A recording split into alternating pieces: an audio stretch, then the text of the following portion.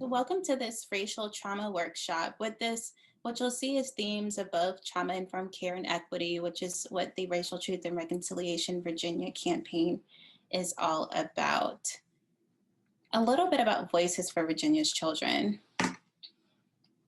We champion public policies that improve the lives of Virginia's children, especially in the following areas that you see: early care and education, family economic security, foster care and adoption, health and well-being, mental health, trauma-informed care, and equity. We're also privately funded. So what this means is that there's no conflict of interest when it comes to our position as an advocacy organization. We do not directly benefit from any sort of funding. We are a nonprofit, which means we are also nonpartisan.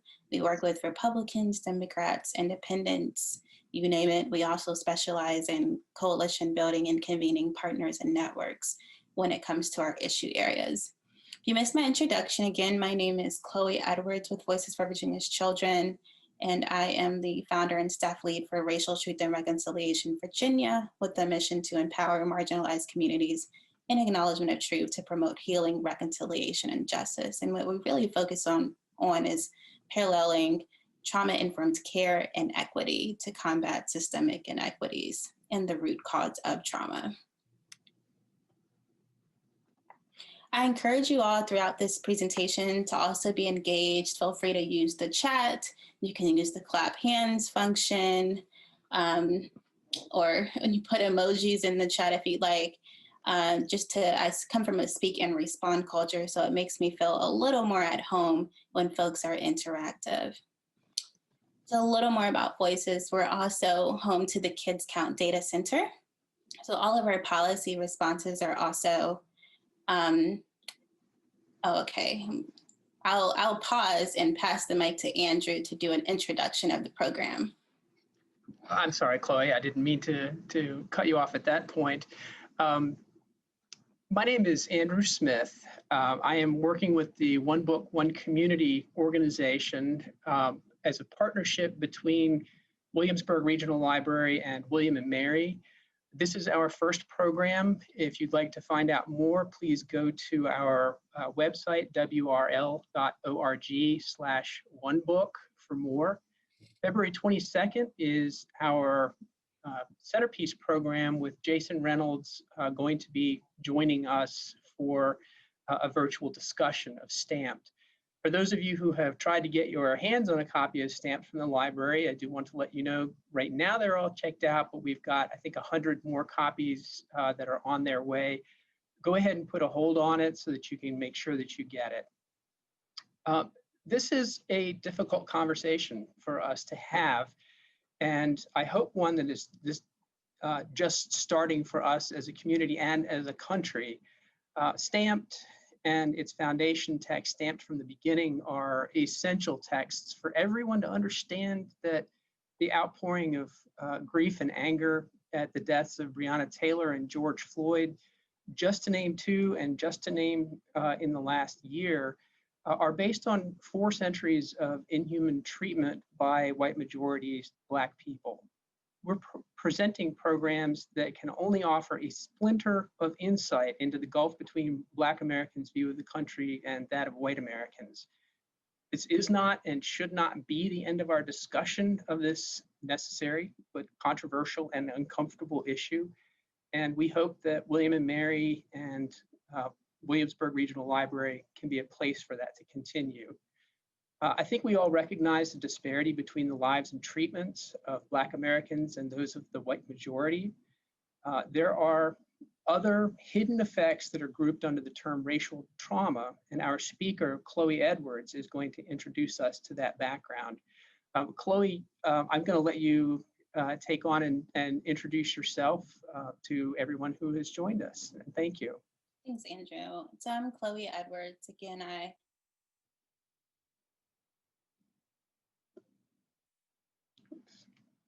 Got muted accidentally. Yeah, someone muted me. I'm our advocacy and engagement manager at Voices and lead our trauma and equity work through the campaign I mentioned. You'll see a few of my accolades and background in the biography if you got a chance to read it, but I won't touch bases on that. but you're welcome to visit our staff page on the Voices page, vakids.org, to learn more about my background. Do you have anything else, Andrew, to add? No, I just go ahead and take it on, and let's learn about racial trauma and what you can teach us. Okay, awesome. So we are also home to the Kids Count Data Center. And when you all are thinking of trauma-informed care and equity, it's always important to disaggregate data or categorize data, for another word to use.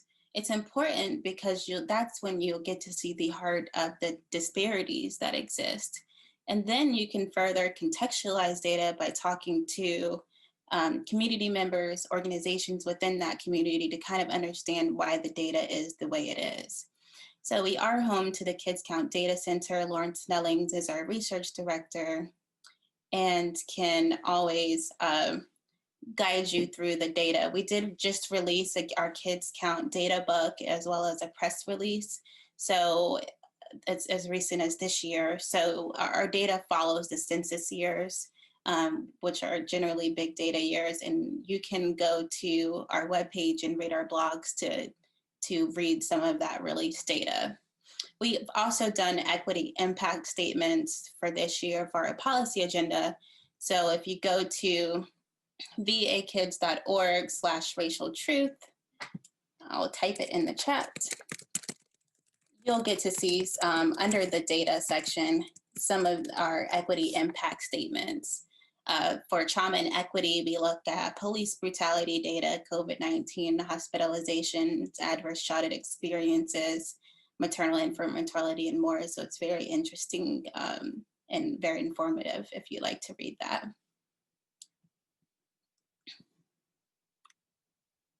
I'll talk about a little what kind of guides my lens when it comes to this work, because it's important to look at how your perspective and your life and experiences shape what connects you to the work. So I became interested in children's advocacy specifically as a veteran of Virginia's foster care system through kinship care. My lens is also guided through my ability as a Black woman, my identity as a Black woman. Foster care also comes with some trauma as well. So if any of you are kind of interested in screening the trauma that you've been through, they have the adverse childhood experience screening. And of course, the higher the number, the higher exposure to trauma, but it doesn't necessarily track everything. So I encourage you to be mindful of your experiences as we go through this conversation and look at how that shapes some of your reactions to the information and be in touch with those reactions. This is our agenda for today, of what we'll be walking each other through. I first wanted to start off with all that's going on in today's times, with a little bit of mindfulness. So I wanted to start off with an honoring of the indigenous lands that we reside on, and acknowledgement that these lands that we currently live on were home to indigenous peoples who were excluded from their ownership of land through manifest destiny in the name of white supremacy. If you are familiar with the indigenous lands that you reside on, feel free to put it in the chat. It's a moment to be mindful that this population faced brutal conditions, diseases that were brought from European countries, from Europeans. They faced rape. They also lost a sense of their culture and their identity through manifest destiny.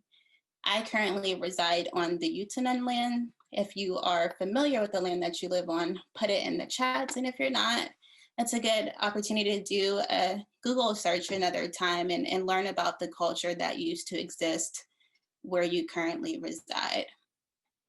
So I'll give folks some time to do that.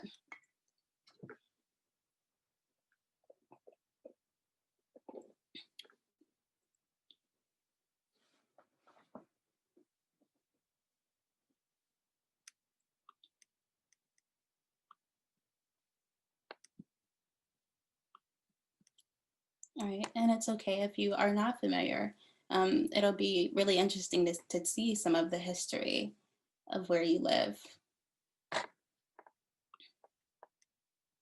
The next thing that I wanted to do was an honoring of ancestors. We've lost a lot of ancestors this year.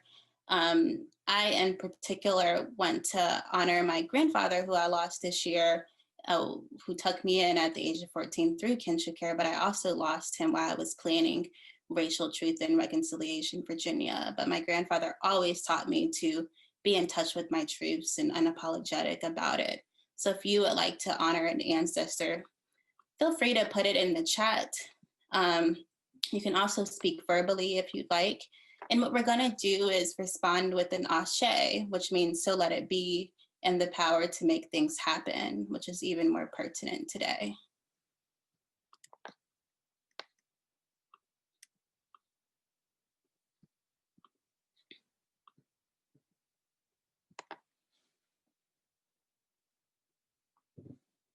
For those who may not know how to spell ashe, that's how you spell it. So feel free to chat an ancestor or verbally if you'd like to honor someone before we get started.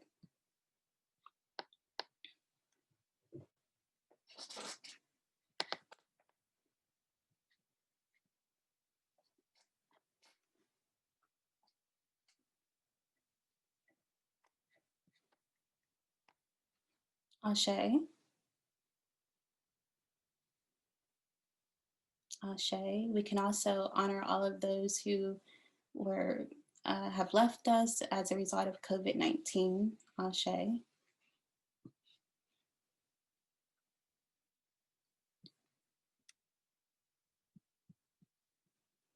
Ashe.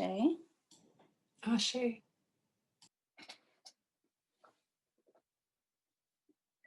Ashe.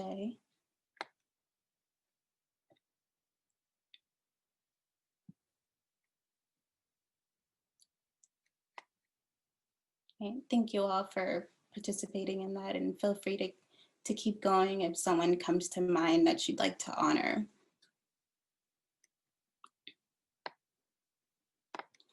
So Andrew gave you some background on the content warning. Some of this content may be triggering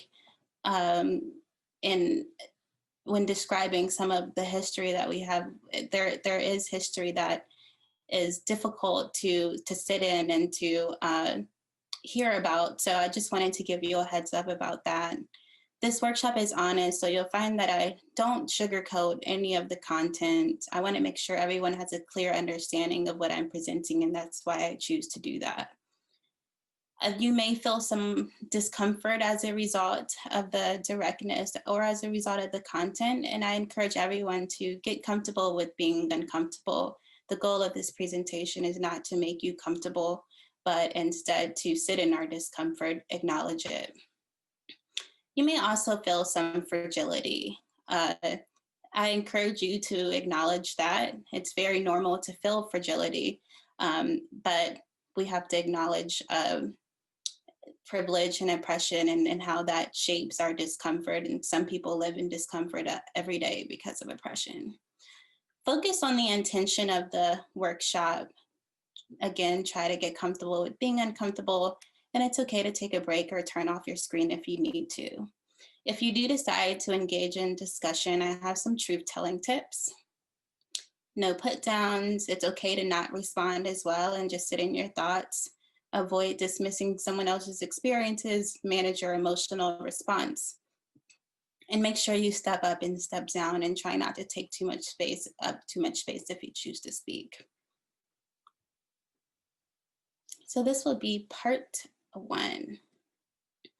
I encourage everyone to use the Mental Health of America Virginia Warm Line. If you are triggered during this presentation, you can take a picture of the screen to keep this number in handy as well if you are triggered later.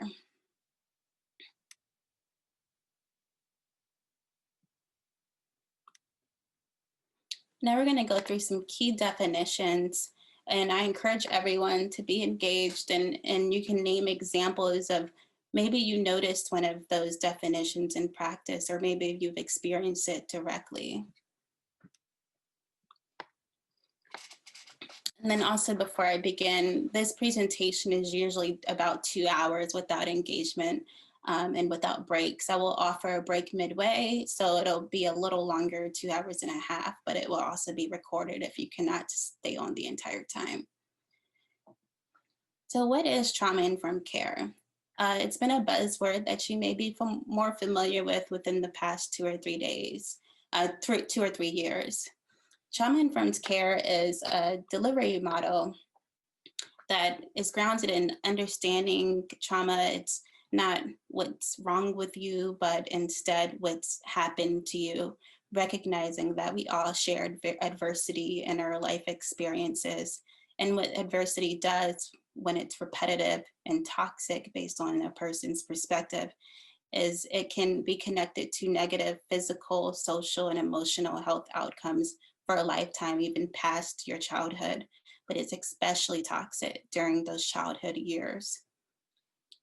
The goal is to rebuild a sense of control and empowerment over one's life. And the cure to trauma is resiliency. However, I want to note something about this model. The approach often puts the survivor of trauma in a framework that shapes them as a victim. Providers are trained to realize, recognize, respond to trauma, and resist re-traumatization. But while this framework is a great start, it is incomplete. What we have to do is shift to a system that doesn't create trauma or recognize trauma, but a system that combats the root cause of trauma so that people don't have to experience trauma to begin with. We have to move to systems that do not perpetuate trauma, but instead really serve as a preventative model of trauma altogether.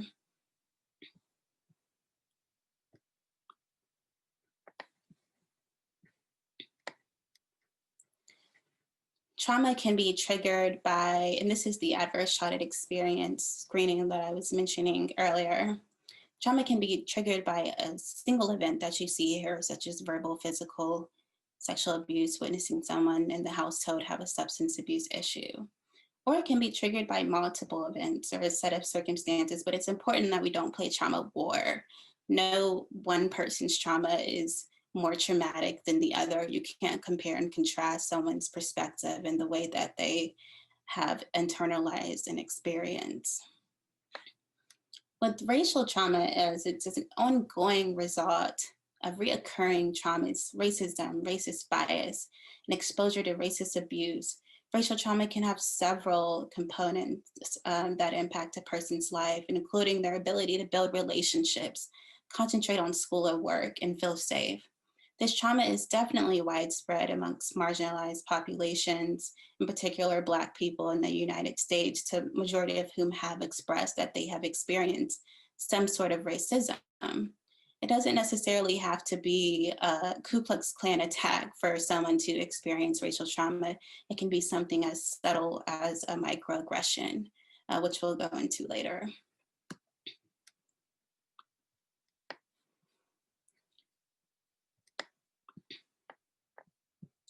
Some other key definitions is prejudice, prejudiceness, which is an attitude or misinformation or stereotype about a specific towards an oppressed population. It can be damaging because what it does is deny their individuality as a person. It describes them as their identity rather than what shapes them as a person. Discrimination is unequal treatment of certain members. This can be gender, social class, sexual orientation, etc., different oppressed statuses. White supremacy is an ideology that one race is superior to the other, which creates privilege and oppression altogether. White privilege is the advantage that someone has due to their position as superior in our society, and their treatment of that ultimately creates a caste system where other groups that are marginalized are inferior. And then what I had mentioned was those microaggressions. And note that micro does not imply that these aggressions are small, but rather that they happen at the micro, meaning individual level. Microaggressions can still have an immense impact despite the micro in the definition in word. These are everyday verbal, nonverbal, environmental snubs or insults, whether intentional or unintentional. It communicates hostile, derogatory, or negative messages to the target group in connection with their marginalized group.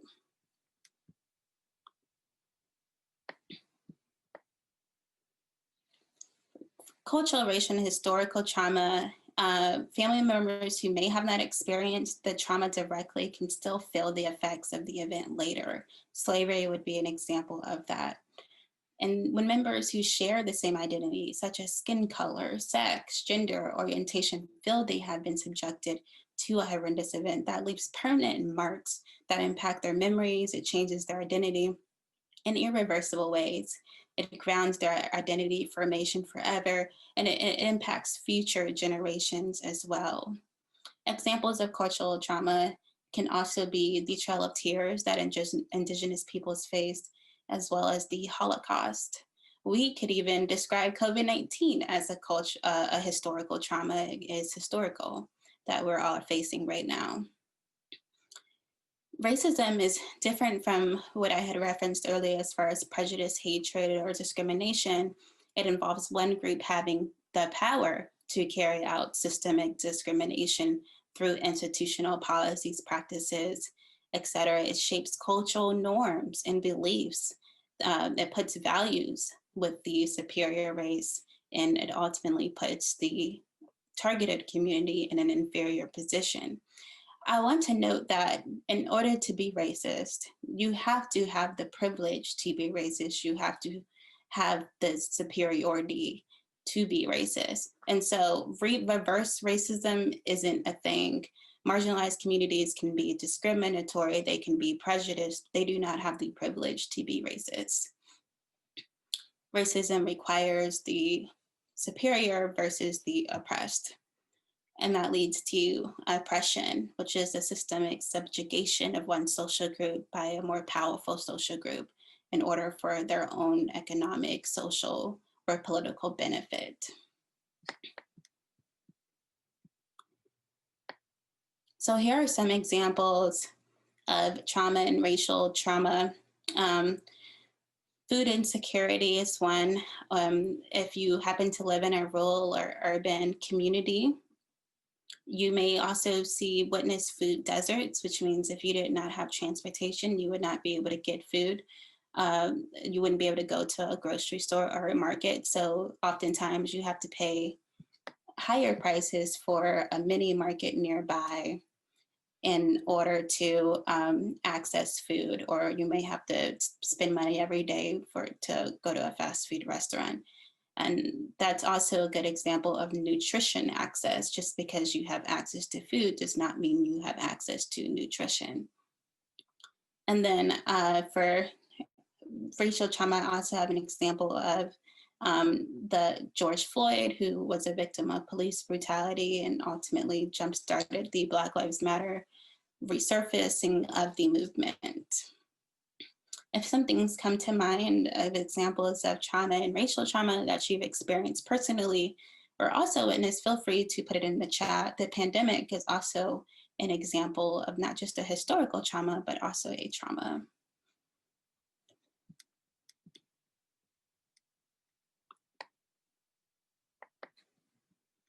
Another example of racial trauma.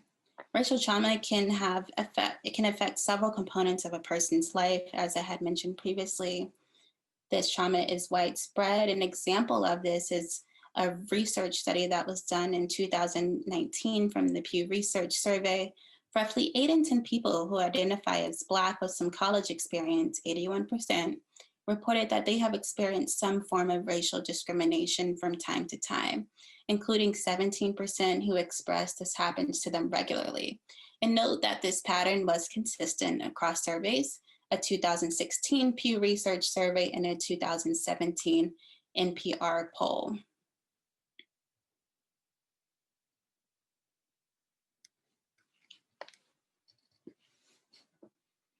We've got an example of a microaggression. Where are you from? Said to a friend of mine from an Asian background that Andrew put in the chat. What are some other examples? I can name some examples myself. People tell me I'm constantly impressed by your professionalism. Well, I am a professional, so that's why that's why I have professionalism. You're so impressive for your age is an example of ageism, but also a microaggression. Feel free to verbally, if you've witnessed a microaggression before, or if you've accidentally even unintentionally used a microaggression, feel free to verbally respond or put it in the chat. You speak well is one. I've gotten that one before too. I've also gotten you sound white when you talk.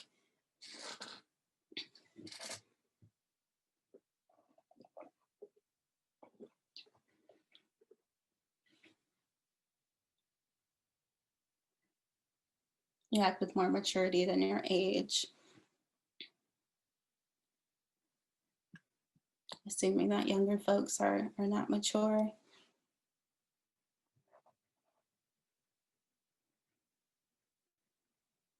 A good moment of mindfulness, Michelle. You're so articulate, and I have gotten that too. I got that after a job interview. Did get the job though.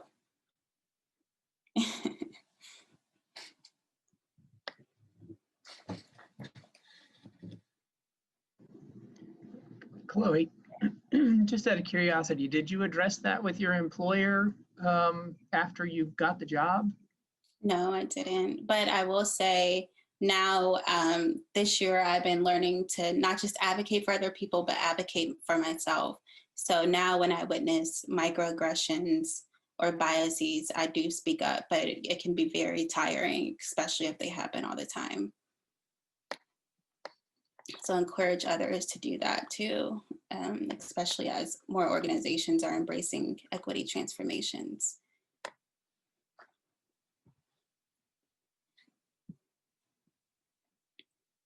Right, well, thank you all for sharing. I wanted to name an example of also cultural trauma specific to the Latinx population, and this is the separation at the border. In October of 2020, the New York Times reported that more than 5,500 children in total have been separated from their parents at the United States border under the Trump administration. Researchers are presuming that about 2/3 of the parents now being sought are back in their home countries. Some of the families who have been identified have decided their children would be safer in the United States than in their home countries and elected for their children to stay with friends and families who agreed to sponsor them. While many families did elect to leave their children with friends, they also noted that none of them made the journey to the country with the intention of giving up their children, and most were forced by family separation policies to make impossible decisions. As of October 2019, the government had provided contact information for more than 1,100 additional parents who had been separated from their country before the zero tolerance policy. The government argued that it would not disclose information about the 400 of the parents because those individuals had criminal records that prevented the United States government from reuniting them with their children under Homeland Security policies. The steering committee had been able to locate the parents of 485 belonging to those 1,100 parents. The rest have not been found.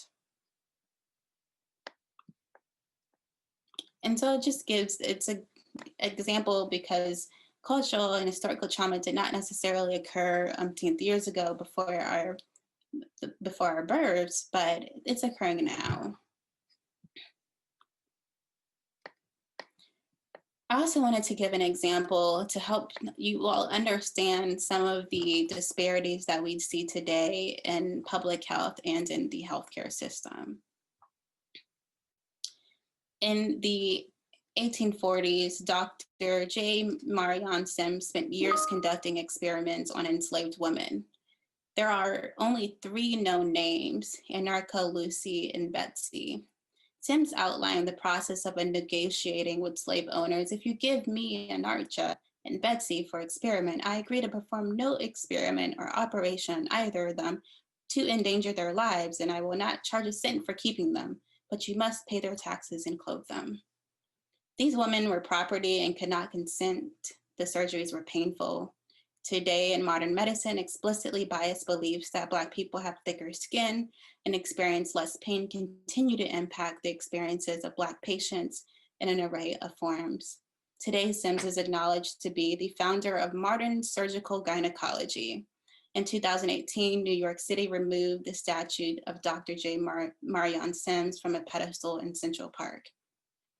Note today that Black women are 3 times more likely to die from childbirth than white women.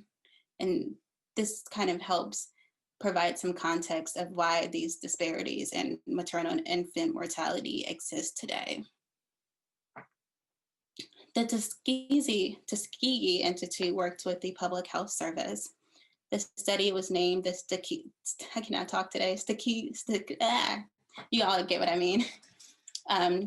Tuskegee study of untreated syphilis in the Negro male. It involves 600 Black men, 399 with syphilis, and 201 who did not have the disease. The researchers told the men that they were being treated for bad blood, which was a term used to describe ailments that included syphilis, anemia, and fatigue. In exchange, the men were given access to free medical exams, meals, and burial insurance. While the experiment was only projected to last 6 months, it lasted 40 years. What's important about this experiment is that they did not treat the syphilis. And so as a result, numerous men died from this experiment, and it wasn't intervened until 40 years later. The families, the descendants of these families still face the stigma of the affiliation with this experiment and their bloodlines.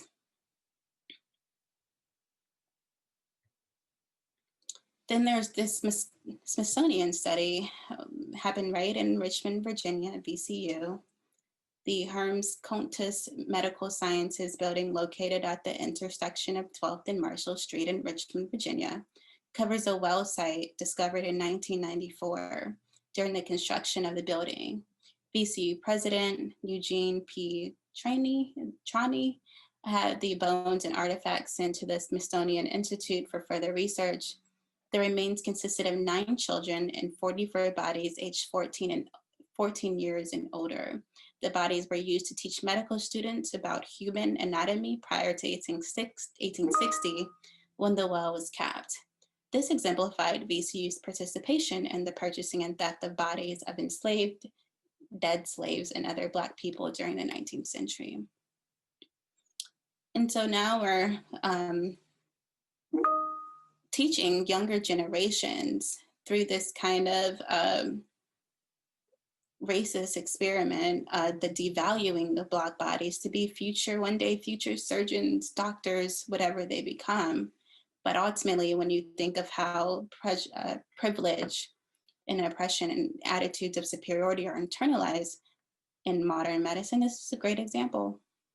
And well, not so great example, but it's a good example for this purpose of the presentation. I've heard the I don't see color thing a lot, so I wanted to address colorblind racism, as I think it is important. And if you all have had any reactions to this presentation so far, feel free to put it in the chat and be mindful of your feelings and of your reactions. But one, I wanted to start off with saying, I have never heard a Black person of color say I don't see color, but perhaps that is because of the network that I affiliate myself with. The idea of a colorblind society, while well-intentioned, leaves people without the language and the skill set to discuss race and examine one's own bias. Colorblindness ultimately relies on the concept that race-based differences don't matter, and it ignores the realities of systemic racism. It tells people of color, well, I don't see color, so your experiences don't exist, instead of getting at the heart of why racism exists in the first place. I have a good example of colorblind racism through this Facebook status. And I'm sure you all see similar Facebook statuses or Twitter statuses. I have spent more than a decade raising colorblind children who never once questioned the color of anyone's skin, and this is something I have always been proud of until this past week. Recently, they asked me why a bunch of spoiled little white girls were screaming Black Lives Matter on the town greens of the places they always loved, and I could tell that they were confused and scared. So I had to explain to children that sometimes people are so ignorant and uneducated they need something to make themselves feel self-worth so they have a reason to bother to breathe any longer. Anyway, thank you, protesters, for correcting my sweet, innocent babies. And by the way, no lives matter. Mother Nature is pissed. So what do you all think of that status? We can pick it apart.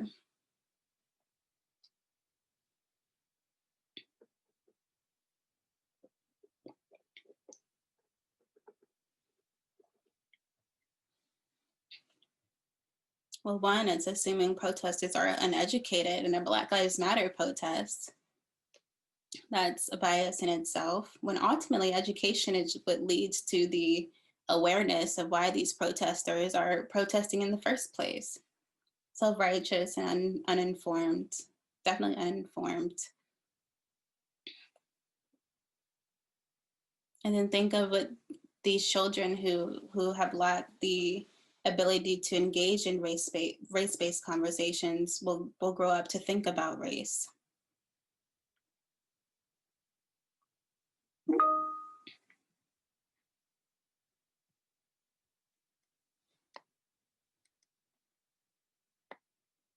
If you don't see color, then you don't see me. I often ask people, well, what do you see when you stop at a stoplight? It doesn't even have to say stop. You know what red means, you know what yellow means, you know what green means. And stop sign doesn't even have to say stop. You know what that shape means in red.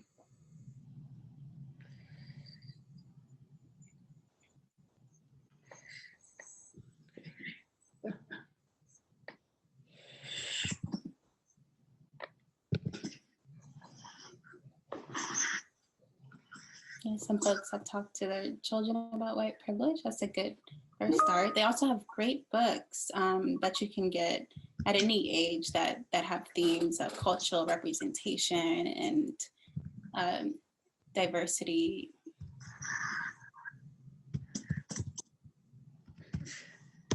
Okay, if you are not speaking, feel free to mute.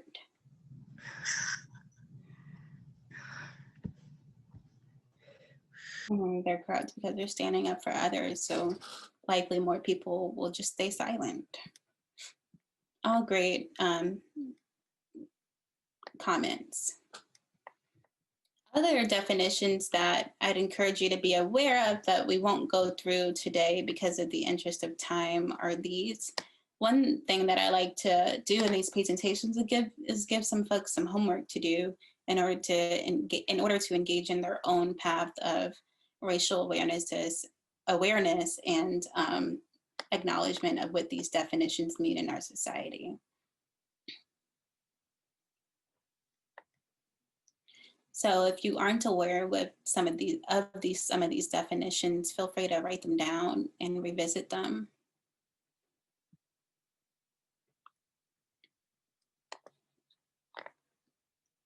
Okay. So now I just want to do a check-in. Do we feel like we need a break before part 2?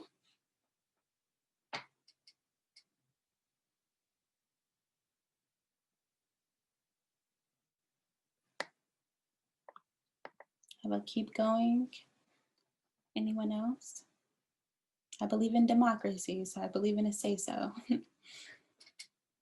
Okay, Karen says she does need a break.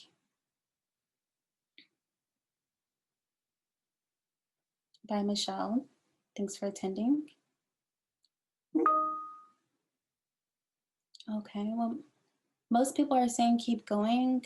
Let's just go ahead and just break for just 1 minute and then we'll revisit. I'll also put the definitions back on the screen if folks want to look up some of those if you weren't familiar. So we'll come back at 2:45 at the latest.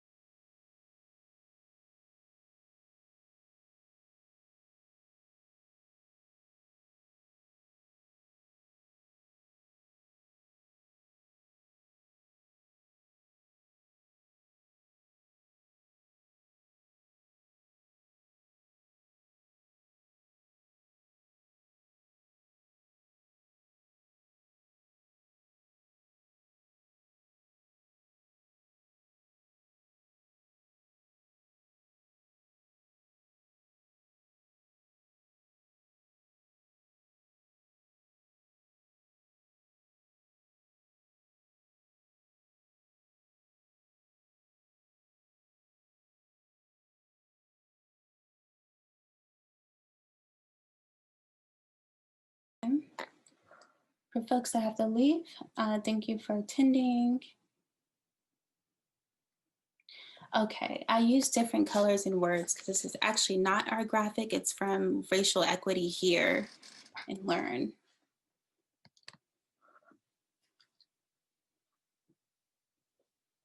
All right, we'll go ahead and keep going. Good use of break, Karen. Right, it's 2:45 now. So what this next component of the presentation will do is analyze a legacy of cultural, racial, and historical trauma. And in order to really understand how cultural, racial, and historical trauma impact us today, we have to peel back the layers of history. So let's start with the history of the United States. The United States is among the most diverse democracies in the world. That's what we're known for. However, much of its history includes systems of violence and discrimination that have not only had traumatic consequences for those directly affected, but it's also affected future generations and communities. Slavery in the United States spanned from the 1600s to the mid-1800s. It's estimated that 6 to 7 million enslaved Africans were imported to the United States during the 18th century alone. The rapid expansion of the cotton industry in the late 1700s and early 1800s made Southern states dependent on slavery for their economic prosperity. Virginia was the second largest state for the importation of enslaved Africans and the number one state and Richmond was the epicenter of that trade. Richmond's economic success in the antebellum period is largely due to the impact of the slave trade as a commercial enterprise. In fact, in the 1850s, Richmond's biggest business by dollar volume was not tobacco, it wasn't flour or iron, but it was slaves. And so what does it mean to live in the United States of America, known as one of the most diverse democracies in the world?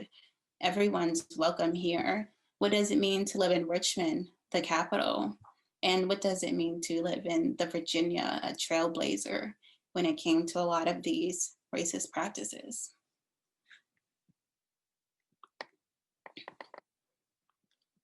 The Constitutional Convention is pictured here. It took place in 1787, Philadelphia, Pennsylvania. The purpose of the event was to decide how America was going to be governed. On September 17, 1787, 38 of the 41 delegates present concluded the convention. Pictured here includes 7 key figures known as founding fathers: John Adams, Benjamin Franklin, James Madison, Thomas Jefferson, Alexander Hamilton, John Jay, George Washington.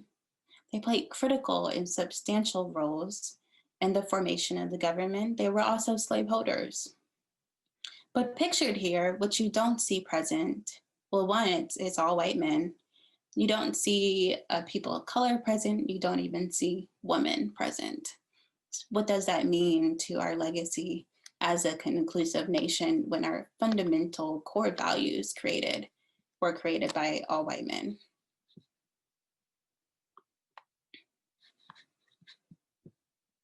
Which brings me to America's legacy. These documents represented fundamental American values, including individual rights to life, liberty, property, public good, justice, equality of opportunity, diversity, truth, patriotism, as well as access to the American dream. Yet no Black or brown body was present, no women was present in the crafting of America's legacy as an inclusive nation.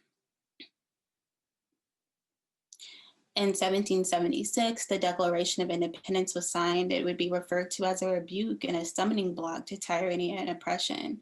But we saw in that previous photo that exclusion existed itself in our nation's, our nation in the beginning of the creation of our country and our fundamental documents that are birthed to protect us and our individual rights. what slavery entailed.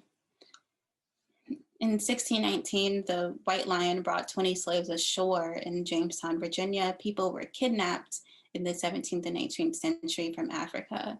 Some historians estimate 6 to 7 million slaves were imported, depriving Africa, one, from its healthiest and most ablest men and women. Trauma included separation from family, reading and writing restrictions, the raping of enslavement women, brutal punishment, and strict hierarchy among slaves, putting slaves against each other as a culture. And what does it mean to be Black in America, to lose this, some of your identity, to not know where you're from because of slavery, and to not be able to connect with your roots? You're not African necessarily, you're Black, but you also did not choose to be African American. You were subjugated to that.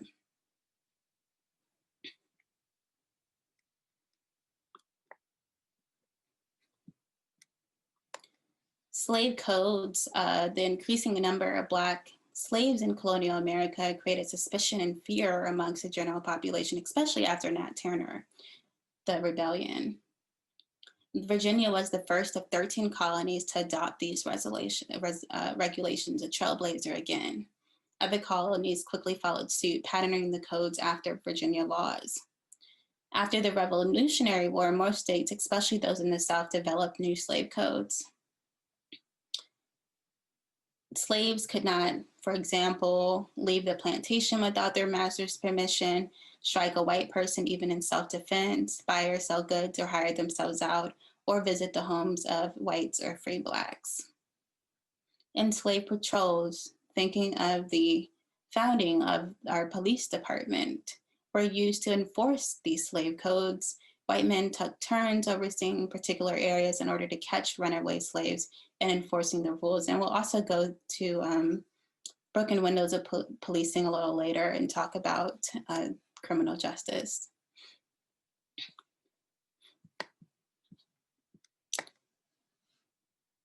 President Lincoln issued the Emancipation Proclamation in 1862. It would be stating, "shall be then, thenceforward, and forever free," a rebellion against the Union.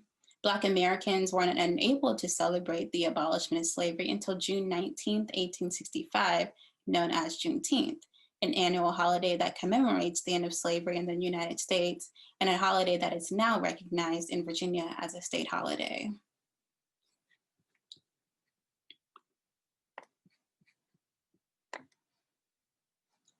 Southern states then enacted another series of laws intended to circumscribe the lives of Americans.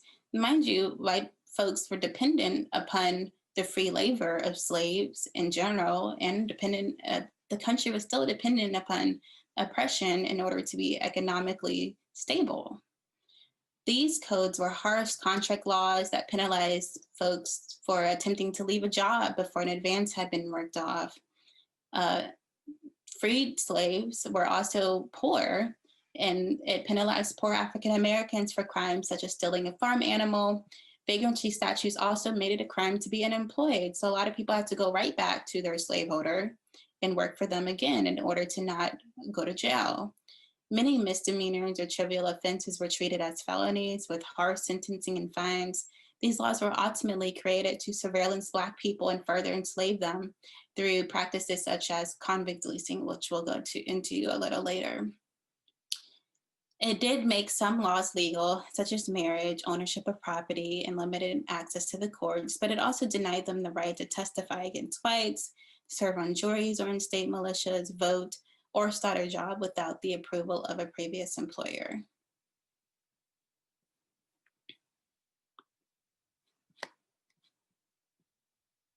Most of us think that the Civil War and the Emancipation Proclamation ended with slavery, but that's not exactly true.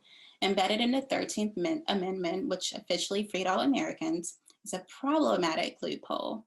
Neither slavery nor involuntary servitude, except as a punishment for crime whereof the parties shall have been duly convicted, shall exist within the United States or any place subject to their jurisdiction.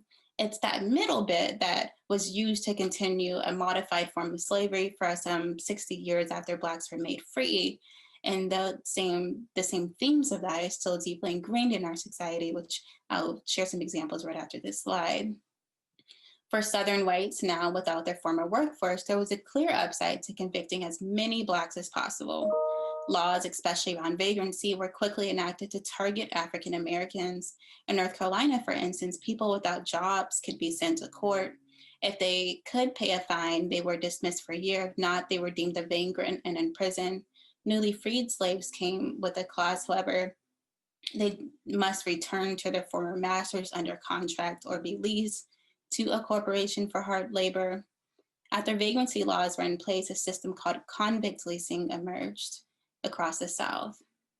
For example, in 1883, 10% of Alabama's revenue came from the labor of convicts. By 1898, it had reached 73%. Entrepreneurs began buying and selling convict labor for profit. As the money-making potential increased, the incentive to arrest Blacks and poor whites, of course, grew. Officials claimed Black convicts were better off in this kind of servitude. Old habits were kicked by learning a trade. They would leave prison having been exposed to rigid discipline and regular hours, but there was little incentive to treat convicts well once they were released out to work on a plantation or in a mine. After all, the lessers had little interest in convicts' long-term health, and by law, they were no longer entitled to their offspring. Convict death rates were 10 times higher in states with lease programs. In 1873, 25% of Black convicts died. Secret graveyards were common. This practice still exists and has contributed to modern slavery through the privatization of prisons and the prison industrial complex. Today, African Americans are incarcerated at nearly 6 times the rate of whites, constituting 1 million of the roughly 2.3 million people in jail. And inmates are required to work jobs. We'll kind of go into some examples of that. These are 12 major companies benefiting from the prison industrial complex. Okay, we have a question. Black code synonymous with Jim? No, they are not synonymous with Jim Crow laws.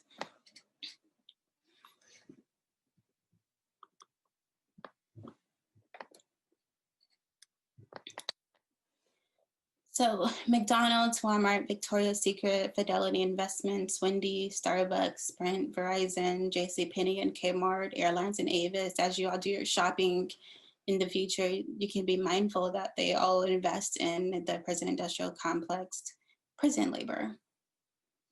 They also receive a tax credit for their investment, $2,400 for every work release inmate that an employee has, because they are employing risky target groups. The workers are not only cheap labor, but they are considered easier to control. They also tend to be African American males. Companies are free to avoid providing benefits like health insurance or sick days. They also don't need to worry about unions' demands for vacation time, raises, or family issues. According to the Left Business Observer, the federal prison industry produces 100% of all military helmets, war supplies, and other equipment. The workers supply 98% of the entire market for equipment, assembly services, 93% of paints and paintbrushes, 92% of stove assembly, 46% of body armor, 36% of home appliances. We could go on. With all of that productivity, the inmates make about 90 cents to $4 a day.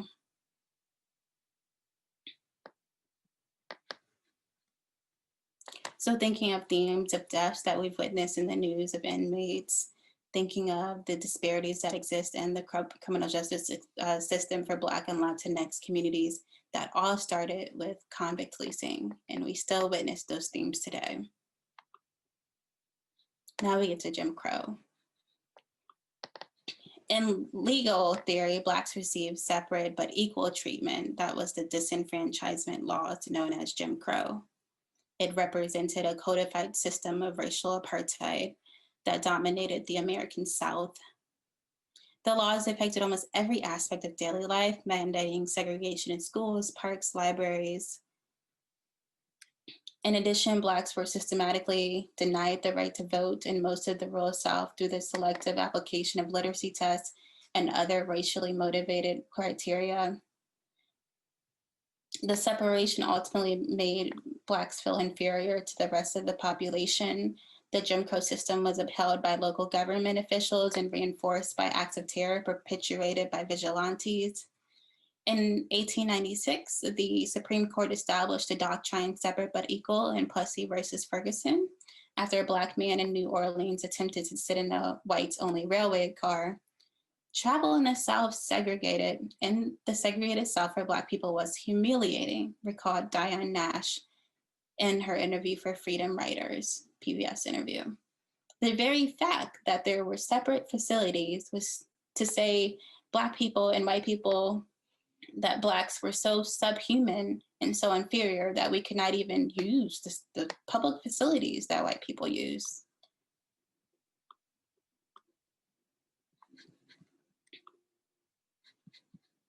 If you're interested in how this is perpetuated today, I encourage you to read The New Jim Crow, which is a book written by Mitchell Alexander.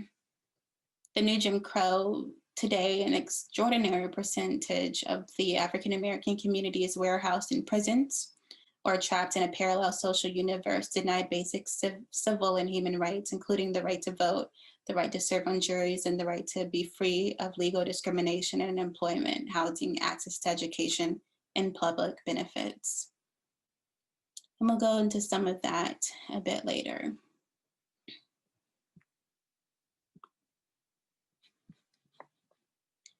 Now we can talk about broken windows policing, as I had flagged the slave patrol earlier.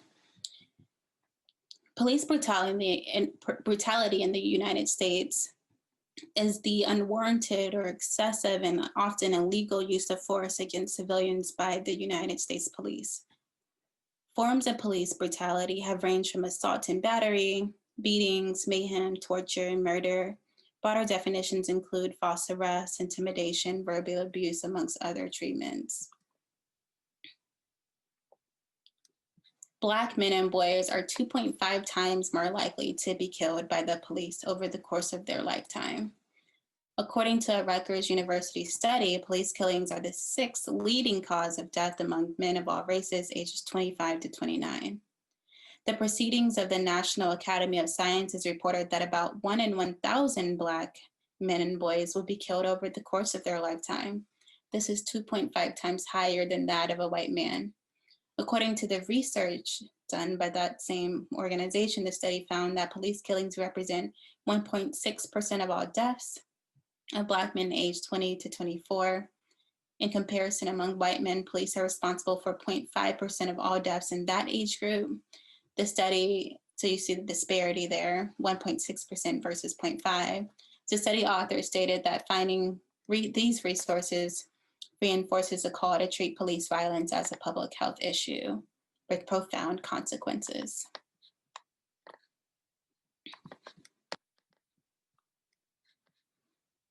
Broken windows policing is a metaphor for any visible signs of disorder in an environment that goes unintended. An example of that would be something as small as a broken window, or something as small as, for example, jaywalking. If you tackle that through your policing, it'll prevent larger crimes. That's the argument of this metaphor. What it does is implement a zero tolerance policing policy, especially in minority communities. It also led to controversial practices such as stop and frisk, and an increase in police conduct complaints. Broken windows policing includes small acts of vandalism, crimes, drunken or disorderly conduct. We see that in the schools too, school to prison pipeline. Being forced to confront minor problems can ultimately heavily influence how people feel about their environment, sure, and their sense of safety. But what it ultimately does is, why do we see more police in predominantly communities of color than white communities, such as the suburbs? So it again contributes to disparity. Virginia schools continue to use exclusionary discipline with very young students at an astonishing rate. If you're interested in this topic, the school to prison pipeline, I'd encourage you to read the Legal Aid Justice Center Suspended Progress Report. Virginia Public Schools issued over 127,800 out-of-school suspensions to over 73,000 individual students. Black students were 4.5 times more likely to be suspended than Latinx and white students, up significantly from 3.8 times more likely in the 2015 to 16 academic year.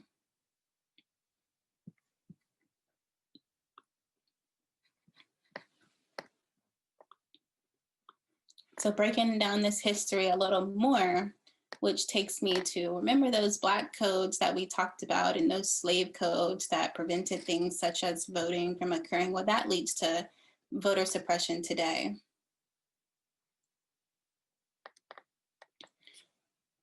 This includes voter ID laws, voter registration restrictions, voter purges, not being able to vote if you have a felony, gerrymandering. Suppression efforts range from the seemingly unobstructive laws like cuts to early voting, deadlines to voter registration would also be an example, mass purges of voter rolls. We see that trying to occur now with our presidential election. And long before election cycles even begin, legislators can redraw district lines that determine the weight of your vote. Certain communities are particularly susceptible to this. In some cases, outright targeted. We see Georgia being targeted today. People of color, students, the elderly, and people with disabilities are often going to be your populations targeted. 70% of Georgia voters purged in 2018 were Black. Across the country, 1 in 13 Black Americans cannot vote due to disenfranchisement laws. 1/3 of voters who have a disability report difficulty voting because of access. Only 40% of polling places fully accommodate people with disabilities. Across the country, counties with large minority populations have fewer polling sites and poll workers per voter. 6 in 10 college students come from out of state. For example, in New Hampshire, the state tried to block residents with out-of-state driver's license. And when I mention gerrymandering, this can be done in a partisan way.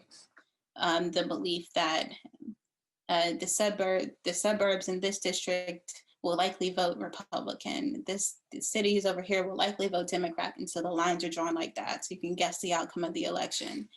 And then it can also be done racially, racial gerrymandering. There was a few court cases that occurred in Virginia as recent as last year that you all can look up if you're more interested in that.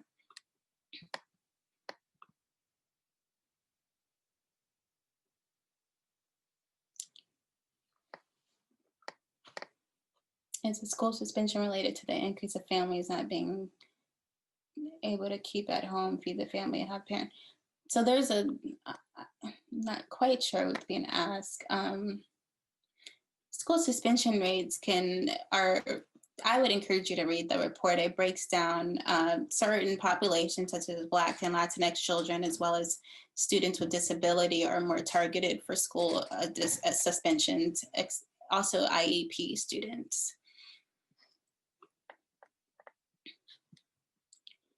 So although American public policies had intentionally displaced people of color for centuries prior, 2 of the most well-known examples are the Indian Removal Act and the Dawes Act. President Andrew Jackson signed, and this was in the name of a manifest destiny, the belief that white settlement across North America, it was inevitable, even ordained by God, that white folks colonized these populations.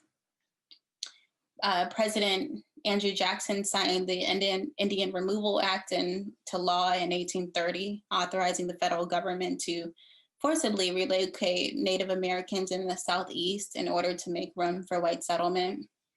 For the next 2 decades, thousands of Native Americans died of hunger, disease, and exhaustion on a forced march west of the Mississippi River, a march now known as the Trail of Tears. Decades later, in 1887, President Grover Cleveland signed into law the General Allotment Act, better known as the Dawes Act. The Dawes Act forcibly converted communally held tribal lands into small, individually owned lots. The federal government then seized 2/3 of the reservation lands and redistributed the land to white Americans. Native American families who were allotted land were encouraged to take up agriculture, despite the fact that much of the land was unsuitable for such. The result was the erosion of tribal traditions, the displacement of thousands of families, and the loss of 90 million acres of valuable land. But the systemic removal of Native Americans did not end in the 1800s. Between 1945 and 1968, federal laws terminated more than 100 tribal nations. It placed them under state jurisdiction, contributing to the loss of millions of additional acres of tribal land. During this period, lawmakers again encouraged Native Americans to relocate, this time from reservations to urban centers, resulting in economic hardships and housing instability. While tribal nations have experienced a resurgence in self-governance and self-determination in recent decades, the legacy of displacement, oppression, and neglect in American public policy affects Native communities today. Native people endured some of the highest levels of financial insecurity in the country. In 2017, more than 1 in 5 American Indian and Alaska Native people, 22%, lived in poverty, compared with just 8% of white Americans. Native American people are also less likely than their white counterparts to own their own homes and more likely to be burdened by the cost of housing. Ultimately, this community was stripped of land, wealth, and opportunity.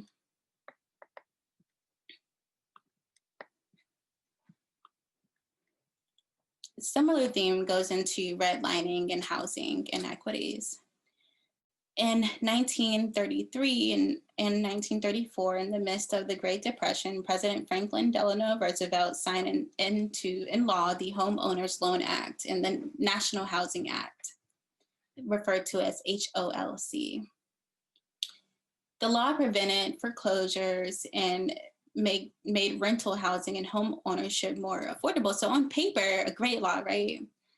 But these maps assess risk in part based on a neighborhood's racial composition, designing predominantly non-white neighborhoods as hazardous and coloring these areas that you see here red. The process was known as redlining. It denied people of color, especially Black people, access to mortgage, refinancing, and federal underwriting opportunities while perpetuating the notion that residents of color were financially risky and a threat to local property values.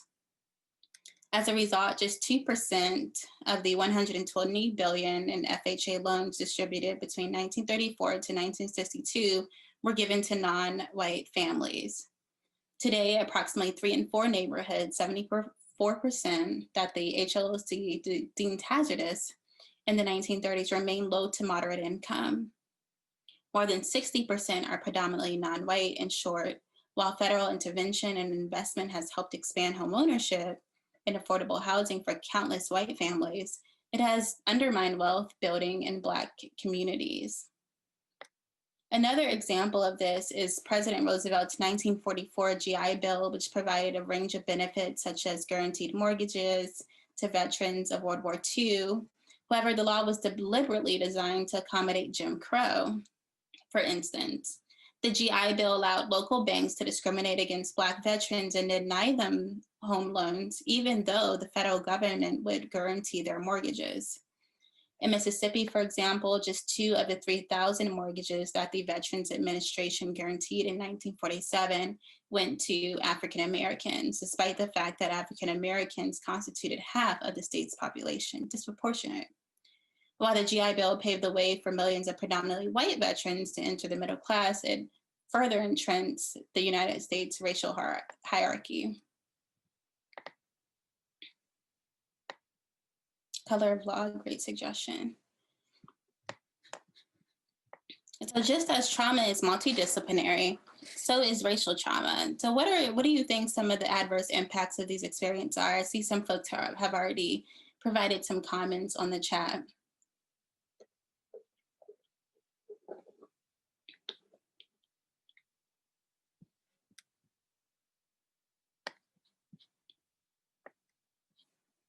Right, well, we saw some themes, slave patrols to going into broken windows, policing, the privatization of prisons, convict leasing leading to now prison labor, etc. So as we pick apart history, think of today's modern context that you can connect it to when it comes to disparities you're witnessing in the community or at the state or federal level. So now this is the last component of the training where we're going to analyze the impact at an individual level through stress disorders, systemically, institutionally, and then we'll go at the individual level last. So let's think about the systemic impact.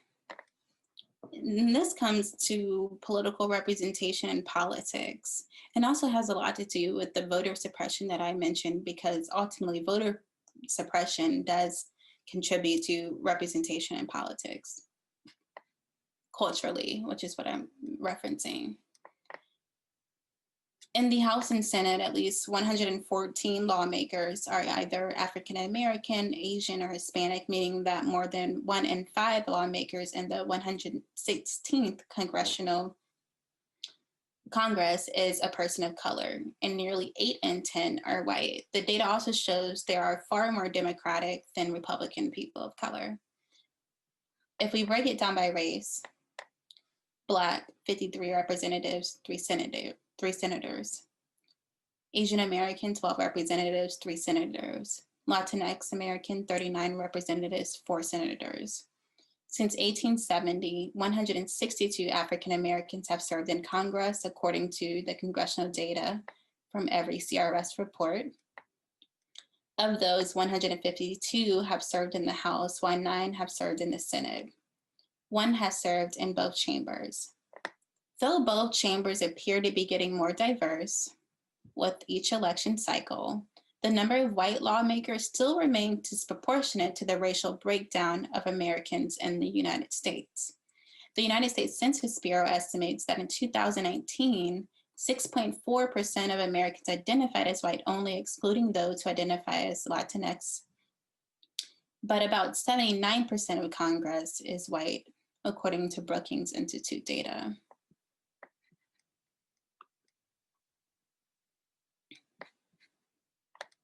When we look at the systemic disparities that exist, 19% of children in Virginia experience 2 or more adverse childhood experiences, but Black children experience trauma at almost double that rate.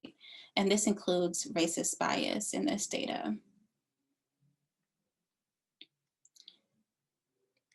From 2017 to 2018, 37% of Black children experienced 2 or more adverse childhood experiences, in comparison to 18% Latinx, 15% non-Hispanic white, while 19%, the overall rate, experienced 2 or more adverse childhood experiences. Now, this includes socioeconomic hardship, parental divorce, death, incarceration, family violence, neighborhood violence, living with someone with a mental illness or suicidal, living with someone who has a substance abuse problem, and racial bias.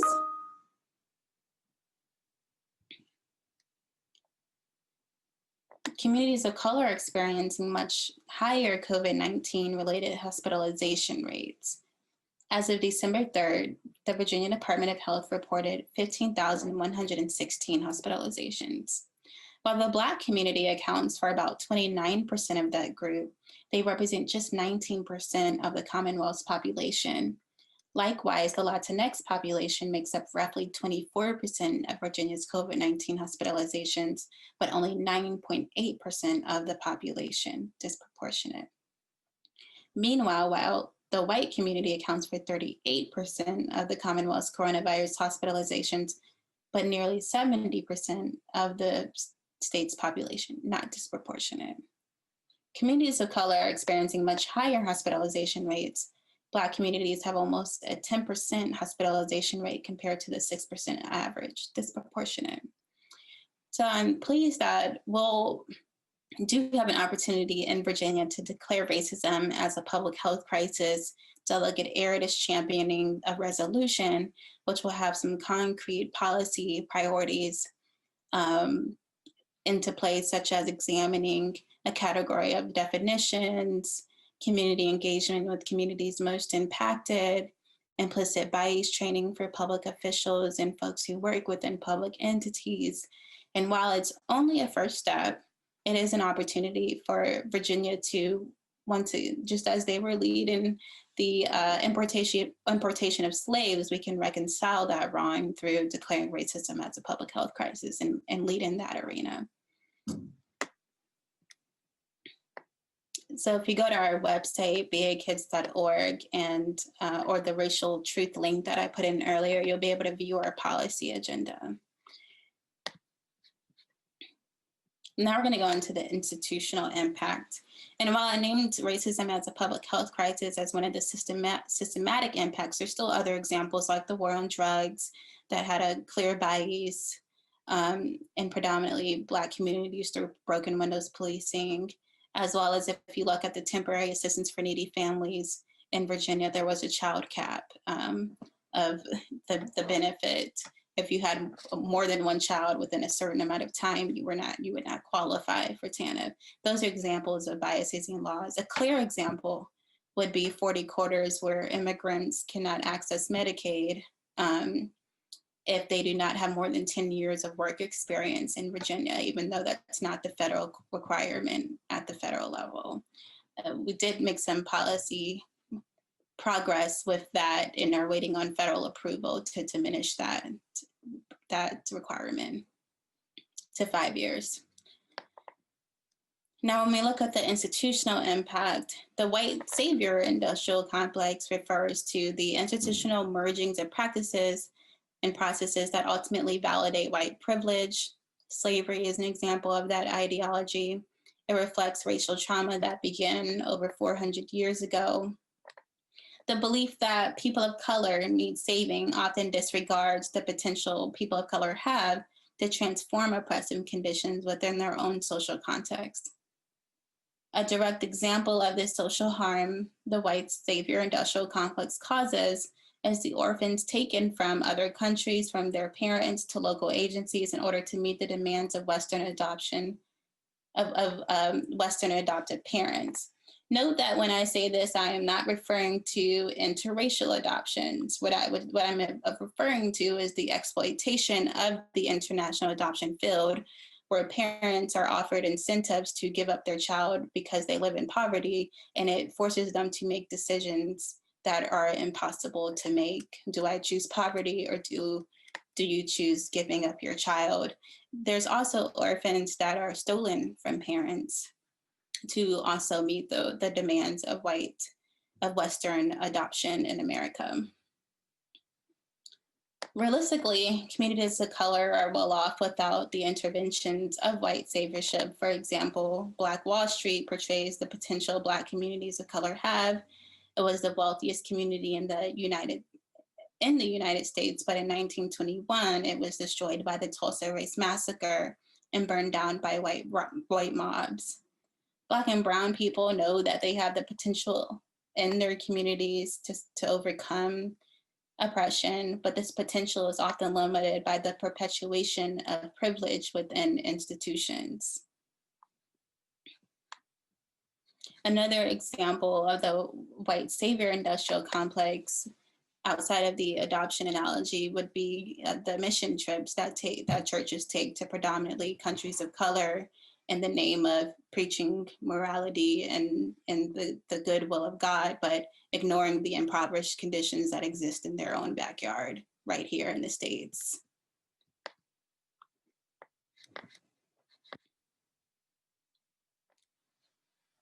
Another form is the nonprofit industrial complex. Despite recent calls to stand against hate, the history of racist organizing at its root is about more fear than hate in the nonprofit sector. As the United States entered the 1940s and World War II, people found it increasingly important to band together to serve communities in need. During that time, the United States government increased their involvement in the nonprofit sector by providing significant grant funding and contracts to organizations such as the Red Cross, who were largely white-led due to Jim Crow laws and other policies that made Black Americans second-class citizens. While these organizations serve their communities in some very important ways that we will not diminish, it did not address the underlying racist policy Black people faced and often perpetuated them. As the country moved into the 1960s and 70s, the United States experienced both the civil rights movement and the creation of the IRS tax code known as 501c3. The civil rights movement exemplified that Black communities knew how to organize and serve their communities, but they were not given equal opportunity to do so. In this era of the nonprofit sector, government programs and organizations made it more difficult to serve people of color by creating unnecessary guidelines to receive services. We continue to see the impact of this in programs today, such as the temporary assistance for needy families mentioned previously, which creates a poverty cliff so steep that the program penalizes individuals as they strive towards economic self-sufficiency. While this is not a complete list of every history marker that has played a role in why the nonprofit sector continues to be predominantly white, for example, it does help shed light on how we got here. It refers to the monitoring and control of social justice movements. It redirects activist energies into career-based modes of organizing instead of mass-based organizing capable of actually transforming society. It allows corporations to mask their exploitative and colonial work practices through philanthropic work. It encourages social movements to model themselves after capitalist structures rather than challenging them. Ultimately, what it equates to is a management and a monitoring of political movements. And that's not to discredit the entire nonprofit sector, as we recognize that the nonprofit sector does good work, but we have to recognize the institutional biases that exist, including racism and the lack of cultural representation. So I'd encourage you all that as nonprofits are speaking up to what's going on at the Capitol and speaking up when it comes to the death of George Floyd, look at their board and is it diverse? Does it represent the community they serve? Look at the leadership of their organization. Is it culturally diverse? Does it represent the community they serve? And then look at frontline workers at that nonprofit, lower level workers, more likely does represent the community served, but do not have access to to leadership positions, which would equate to more of a say-so in the direction of the work that they do.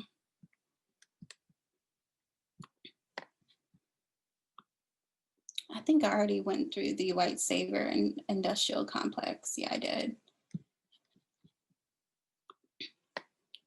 So now we'll go to the individual impact, implications, and symptoms.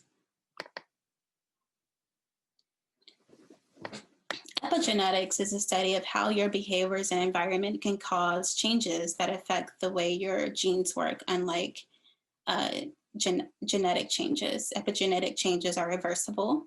They do not change your DNA sequence, but they can challenge how your body reads DNA sequence. Animal studies, mainly carried out on mammals like rats, prove that an emotional environment early on in pregnancy or after childbirth can lead to epigenetic changes for a lifetime. Studies show that those baby rats that are groomed and licked a lot by their mother tend to have less anxiety and stress as adults.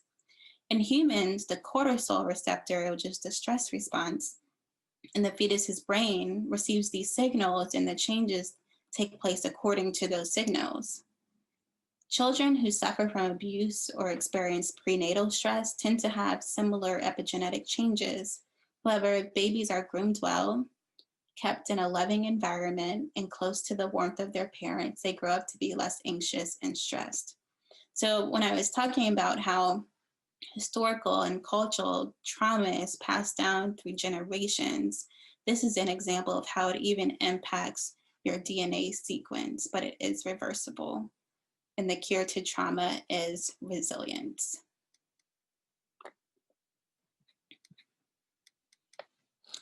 Post-traumatic stress disorders is the next series that we'll go through. It's a mental health condition that's triggered by a terrifying event.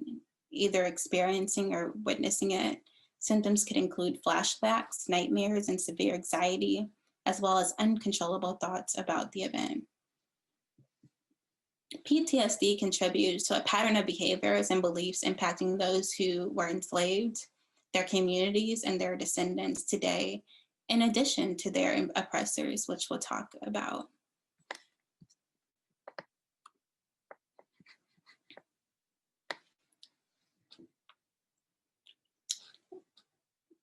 Dr. Joy DeGruy, who's my shero, often references how white people have also been impacted by this traumatic legacy of multi-generational violence, racial superiority, and the justification of 500 years of trauma and dehumanization that Europeans and their descendants and their institutions produced. The first stress disorder is perpetration-induced stress disorder, the traumatic stress, the psychological consequence of violence against human beings on the person perpetuating the violence. The second is post-traumatic mistress syndrome, which describes the interactions of white women with imperialist white supremacists and patriarchal capitalism and the collective struggle that lies at the intersection of race, gender, and class that white women cope with.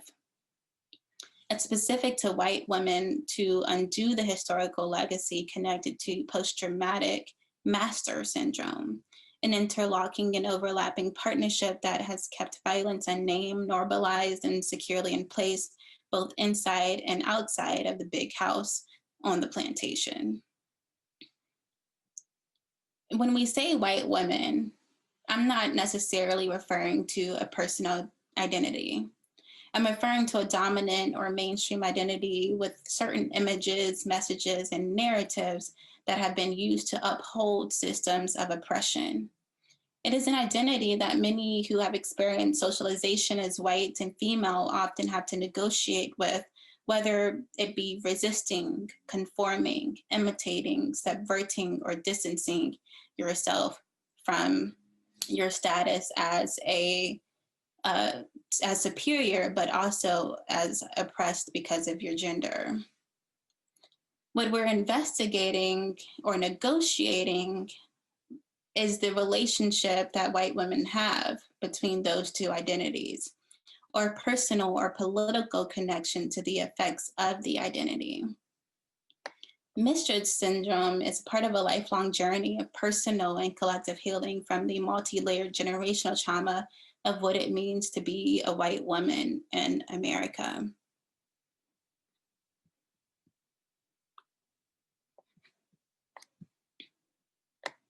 Now, post-traumatic slave syndrome, PTSS, is a theory that explains the adaptive and survival behaviors that African American communities throughout the United States and diaspora have adopted in order to coexist. It's a condition that exists as a consequence of the multi-generational oppression of African Americans and their descendants resulting from chattel slavery. It's a form of slavery that's predicated on the belief that African Americans were inherently and genetically inferior to whites. This was then followed by institutional racism, which continues to perpetuate injury, thus resulting in multi-generational trauma and continued oppression, absence of opportunity to heal or access benefits available to society, and leading to post-traumatic slave syndrome. Key patterns of behaviors reflective of PTSS includes a vacant esteem and insufficient development of self-esteem, along with feelings of hopelessness, depression, and a general self-destructive look on life. Propense anger and violence, extreme feelings of suspicion to assume negative motivation of others, violence against self, property, and others, including members of one's own group, friends, relatives, acquaintances, can be impacted. Racist socialization or internalized racism, aversion or a distorted self-concept, literacy deprivation, learned helplessness. The members of one's own identified culture or ethnic group can be impacted by those.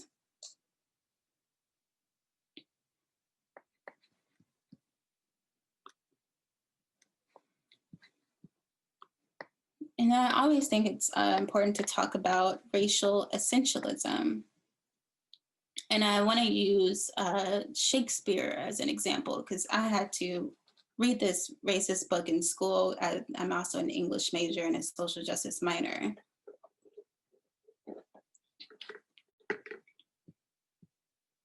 Essentialism is derived from a doctrine established by Aristotle. And I'm going to get to the theme of it in The Tempest, which is Shakespeare's book. The doctrine suggested that all objects have internal properties titled essences, which explains how properties can be grouped into categories. This ultimately gets at the heart of why slavery existed.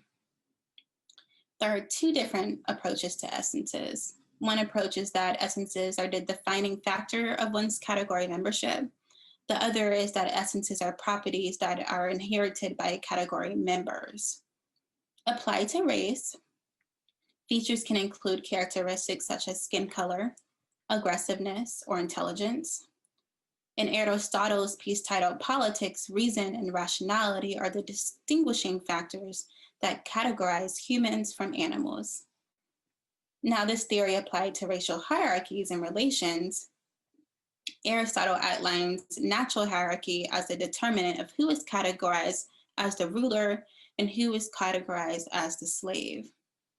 Those naturally capable of reason were natural masters versus those naturally capable of physical effort under the direction of the reasoned were natural slaves. Masters are associated with essentialist characteristics such as civil, whereas slaves are given animalistic characteristics such as savage. The ideology behind certain racial groups lacking reason was a common justification for slavery.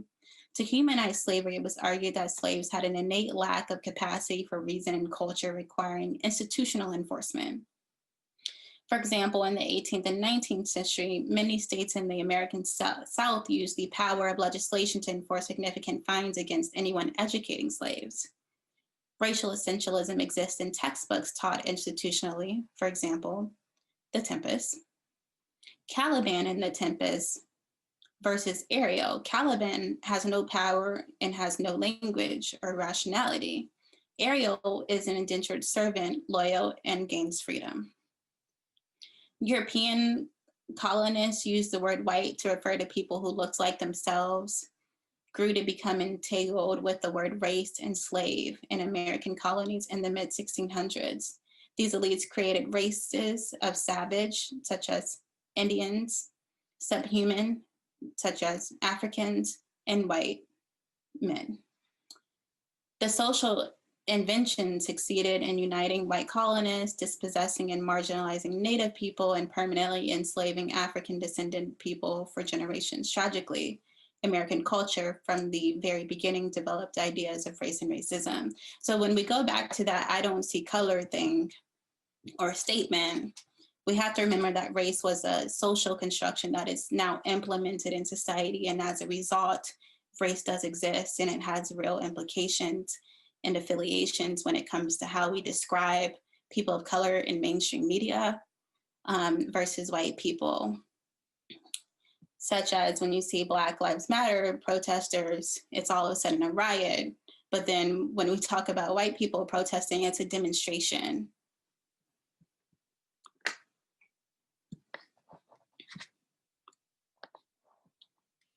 And then there's white slaveholder religion. It's the religion that the slaveholder equated with the power of God. They equated their master position with the power of God. It was ordained through God. And religion was also used to moralize slavery so that white people didn't have to deal with the white guilt. I have a transcript that I'll read. On Easter Sunday in 1873, white men in Colfax, Louisiana, massacred over 100 Black freedmen. The freedmen were defending the courthouse where their fragile, newly gained freedom was being legally protected. The intent of the massacre was the reassertion of white power over former slaves. The white men in coal flats would find their act of violence imitated by others who also rejected the post-Civil War social order known as Reconstruction. To them, the thought of living as equals with former slaves was not just wrong, it was against what they understood to be the will of God. It's no wonder then that they called themselves redeemers and chose to be a theologically pregnant term redemption to define their movement. One person that you can look up is Jonathan Wilson Hartgrove, director of the School for Conversion. He added yet another perspective to address how racism appears in communities when talking about white slaveholder religion. Understand it is the way that we have inherited a theology that justifies a system that was set up to exploit Black labor. And that system has morphed and changed over the years, but it is the root of inequality that we see in our society today, including health inequities. For some people, that means they feel a moral duty to uphold that system that existed. For others who are often on the receiving end, religion becomes a way of controlling and internalizing a sense of guilt, shame about the challenges faced. I try to expose the lies of slaveholder religion, but also recover faith as a source of resilience in knowing that we have the power to change these systems. Slaveholders and their allies use the Bible to support their arguments in favor of slavery and of an economic system dependent upon slave labor. They were even forced to teach it to each other, teach the Bible to each other, and there are some master slave ideologies in the Bible. The patterns we inherited from the 19th century are with us still. Slaveholder religion has taken a spiritual toll on the United States. There's a split, it splits the gospel in two and it warps us. The faith that was at the heart of the civil rights movement, however, is still with us. And then there's Frederick Douglass transcript there who gave you a master and a mistress. God gave them to me. Who says that you must obey them? God says that I must. What book tells you these things? The Bible. So for those who are deeply familiar with the Bible, that those slave master ideologies were used to moralize slavery, and that it still exists in some religions when we witness the split, while folks may be all Christian, but not the same kind of Christian. And then that takes me to Amazing Grace. And this may be triggering. Reverend John Newton wrote Amazing Grace. The song was written by a former enslaver. After joining the Navy, Newton renounced his faith and plotted to kill his shipmates. He was so difficult to work with. The crew of the Harwich decided to transfer him to a different route in India. This was a slave trader route. The change in ships did not suit Newton's temper. They then decided to leave him in West Africa during one of its slave missions. During that journey, Newton connected with an actual enslaver. He joined the crew of a slave ship and openly challenged the captain by creating catchy songs about him, filled with curses and language unlike anything anyone had ever heard. Sailors were known for their foul mouths, but Newton's was so bad, the slaver's captain almost starved him to death for it. In this work, Newton learned how he was a wretch due to the participation in the North Atlantic slave trade. In life, he set out to abolish it in England. Newton connected with William Wilberforce, the British parliamentarian who led the charge against slavery in Britain and ended it in the Empire in 1807. Amazing Grace has been sung at several funerals and Black American church services. Even President Obama sang it at the service for South Carolina State Senator Clementa Pinckney, who was one of the 9 Black people murdered in cold blood by Dylann Roof. Newton was candid about his disregard of the enslaved, however. He called them lesser creatures without Christian souls and describes how naked African women and girls were prey for sexual abuse on the slave ships, in which he admittedly took part in. Take a moment to think about how twisted it is that a man who wrote this song that has given so many Black people comfort and strength in times of need used his Christian faith to justify the inhumane treatment of Black people. The irony is that Newton expressed regret for his anti-Black brutalities, yet still centered his own story around his own redemption, not the story of those who were the victims of the violence. It's no wonder many people don't know the history behind the hymn, Amazing Grace.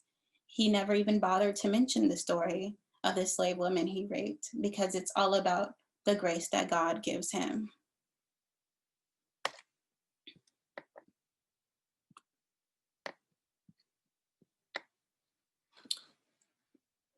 Another component is that all of the aforementioned leads to is white fragility and reverse racism.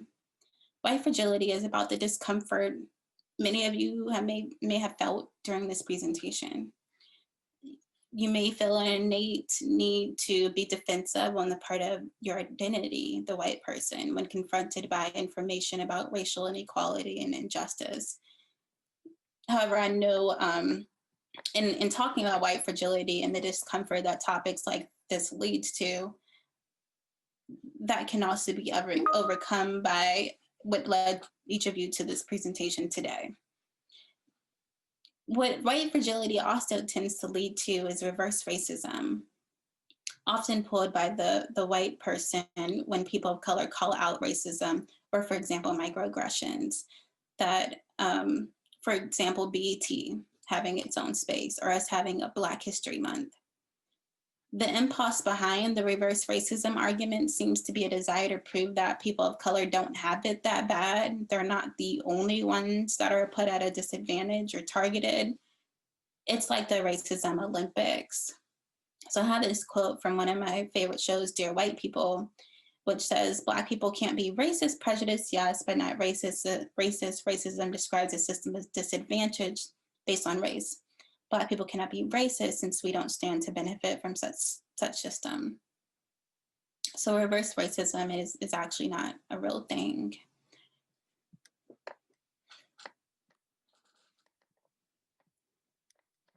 And then there's internalized racism, and this is often experienced by the oppressed culture. I'll give you an example. It ultimately leads to minimizing, finding fault, and validating oneself, developing your culture in yourself. And a good example of it is the Brown versus Board of Education doll experiment. This was used for the separate but equal segregation in the United States argument. They considered Black and white baby dolls unexpected weapons in the plaintiff's fight against racial discrimination. The dolls were part of a group of groundbreaking psychological experiments performed by Mamie and Kenneth Clark, a husband and wife team of African-American psychologists who devoted their life's work to understanding and helping heal children's racial biases. During the doll test, as they're now known, a majority of African-American children showed a preference for dolls with white skin instead of Black ones, a consequence, the Clarks argued, of the inadvertent effects of segregation. Ultimately, this was what broke apart the case and made Brown versus Board of Education successful, separate but equal segregation successful to combat that. But what it also showed is how racism was internalized at an early age, so we can't say that children don't understand race or the implications of that. And then there's imposter syndrome. It's where you may feel like a fraud or an imposter. It's a psychological pattern in which you doubt your skills, talents, or accomplishments due to internalized fear. And I asked, why do you think minority communities face this? It's a syndrome that I face myself too. You have different types: the perfectionist, the expert, the soloist, the superwoman taking on everything. And if you can't handle it all, you undermine yourself. The great mind, where if you have to ask for help, you feel you aren't as intelligent as you thought you were. If you feel as if you were really intelligent, it would come naturally and quickly. Many folks are familiar with the perfectionist, and then there's the expert, where you feel as if you were really smart, you would know how to do what you're trying to do without having to research or develop some sort of support system. This often can be derived from the constant microaggressions that folks face. It can be derived from institutional racism, not moving up in the field that you're working in because of the way racist bias works, not landing an interview, even though you may be overqualified for that interview. And so that can lead to imposter syndrome, but this is not necessarily a race-based syndrome. Other communities can also succumb to this. Now we're going to get into the last component, which is being the solution. When we're talking about how we can combat structural racism, it starts with equity and equality. Note that equality says, well, I'm going to give each of you, I have this stool as an example. Each of you get a stool. Person who's 6 foot gets the same stool. Person who's 4'11" gets the same stool. The person who's 5'11" gets the same stool. But we see that in order to reach the apple on the tree, those who may be shorter may need a little taller stool, and those who may be taller may need a shorter stool because they can reach the apple on the tree more easily. Equality has to do with giving everyone the exact same resources, whereas equity involves distributing resources based on the needs of the recipients. And so as we're structuring our systems, it may not be a matter of giving all communities the same resources, but realizing that communities that are oppressed need different resources in order to truly be equal. Going back to trauma-informed care, it has limitations. People are more than just what happened to them. They're not just their trauma. While the term trauma-informed care is important, it is incomplete. First, trauma-informed care correctly highlights the specific needs for individual people who have exposure to trauma. However, current formulations of trauma-informed care presume that the trauma is an individual experience rather than a collective one. To illustrate this point, researchers have shown that children in high-violence neighborhoods all display behavioral and psychological elements of trauma. Similarly, populations that disproportionately suffer from disasters like Hurricane Katrina share a common experience that, if viewed individually, simply fails to capture how collective harm requires a different approach than an individual one. Second, trauma-informed care requires that we treat trauma in people, but provides very little insight into how we might address the root cause of trauma in neighborhoods and families and schools. If trauma is collectively experienced, this means that we have to also consider the environmental context that caused the harm in the first place. By only treating the individual, we only address part of the equation, leaving the toxic systems, policies, and practice neatly intact. The other thing to note is that we cannot portray people as a victim. Communities that have endured high levels of adversity have the ability to be resilient and overcome their traumas. So it's not necessarily what's wrong with you. It's not necessarily what happened to you, but it's also asking what's right with you, recognizing the power within communities that are oppressed, and seeing them as agents in creating their own well-being rather than victims of traumatic events. In this context of how we can combat systemic racism, we also have to talk about reparations. There is a 10-point reparations plan. If you're really interested in this, I don't know what the acronym stands for because I live in a world of acronyms, but in COBRA is the National Coalition of Black Reparations Association, something like that. But what they do is advocate for reparations. They first ask for a formal apology, the creation of an African knowledge program, the right to land for social and economic development, funds for a cooperative enterprise, resources for health, wellness, and healing, education for community development and empowerment, affordable housing, strengthening Black communities through communications infrastructure, preserving Black sacred sites and monuments, and repairing the damage of the criminal justice system. Systemic inequity is a complex combination. A lot of people don't pursue justice work because they don't know the right answer, but the truth is there is no right answer. It's a series of responses that we need to incorporate. It's a complex combination of interrelated elements consciously designed to create, support, and sustain social justice. It reinforces and replicates equitable ideas, power, resources, strategies, conditions. Justice is the systemic fair treatment of people of all races that results in equitable opportunities and outcomes so that everyone can achieve their full potential in life, regardless of race, ethnicity, or the community that they live in, where you live, work, and play. One thing in advocacy, I wanted to take an opportunity to be transparent with you that advocacy, the purpose of advocacy is to support policy.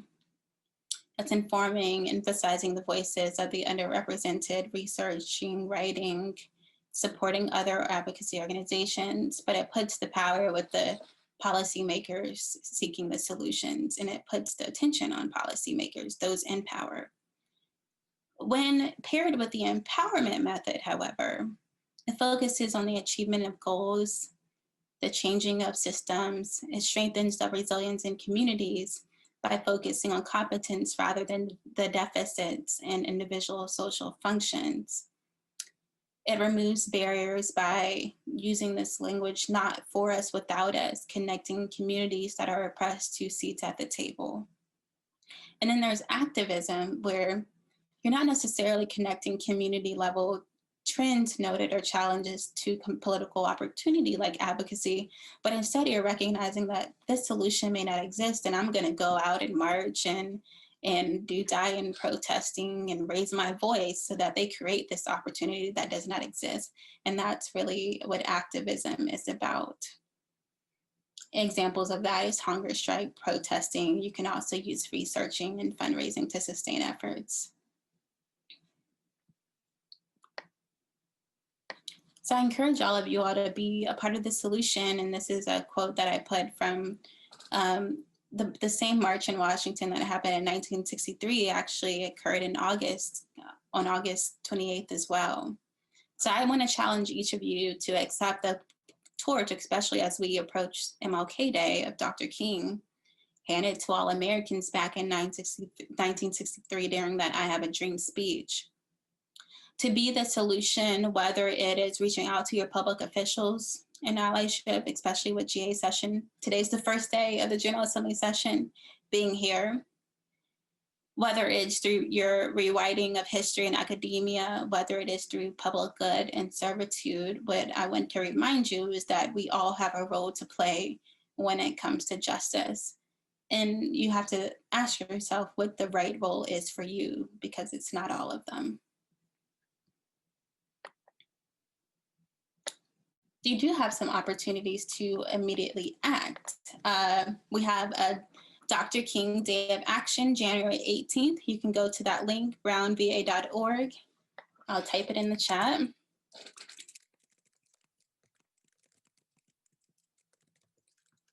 King_day.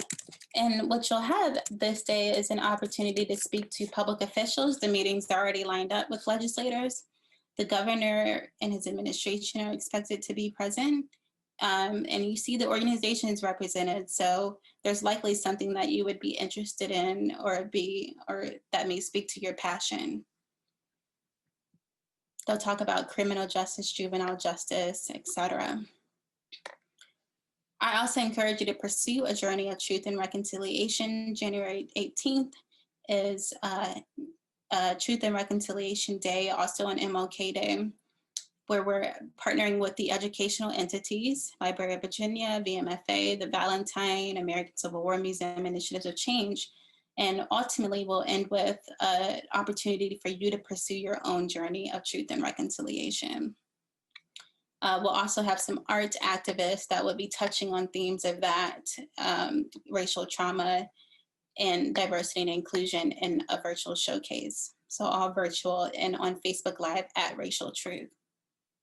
You can participate in the campaign Digital Advocacy Day. We'll be taking on some huge policy priorities, including racism as a public health crisis, as well as some economic priorities where one, if we were to be successful, and we'd be the first in the country to have a prescription RX program for folks who face food insecurity, where they would get a prescription to go to a local market to access healthy foods. Here's other upcoming events and the dates of it. You can always go to vakids.org/joinusevents. And then I have some resources for you that you may be interested in. We'll also have our next Racial Truth and Reconciliation Week, August 2nd to August 8th. So stay tuned for that and keep that in mind next August. Excuse me, Chloe, we have a question about whether or not you need to register for the event on the 18th. Yes, you do need to register. If you click, if you go to this link, it's kind of a one-stop shop with all of the resources that I'm referencing. Go to events and you'll have the links to all of our upcoming Racial Truth branded events. And I encourage you all to read those equity impact statements that will be under the data tab. Here's my contact information. You can follow us at Racial Truth on all social media as well. We're the same on Instagram, Twitter, Facebook. I also encourage you to participate in the digital advocacy and sign up to advocate by using our advocacy volunteer form. We had another question. Will the slides be made available after the talk? And that's, I guess, in addition to the recorded portion of it. Is there some place we can go to get the actual slides that you used? I can do a PDF of the slides and send them to you, Andrew, to send out to those registered. Okay. Anyone who is interested in getting those can contact me at my email address, asmith@wrl.org. But like me at any other speaking engagements on this topic. Thank you.